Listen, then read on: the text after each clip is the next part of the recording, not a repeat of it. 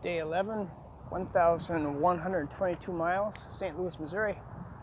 There's the arch. I was gonna come here last night, but I didn't want to be here at night, so came here today. Much nicer during the day, I think.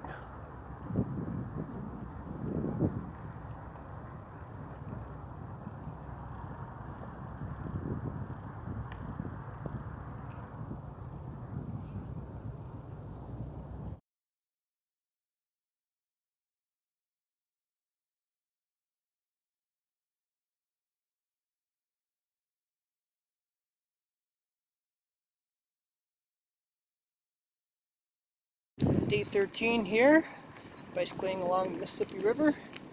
We're at mile 1,296.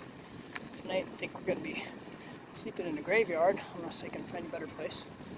Cotton fields are in bloom. The sun's going down. It's in the 90s today and humid. So, a tough day, but I'll get exactly 100 in a few more minutes here. There goes the sun. Back.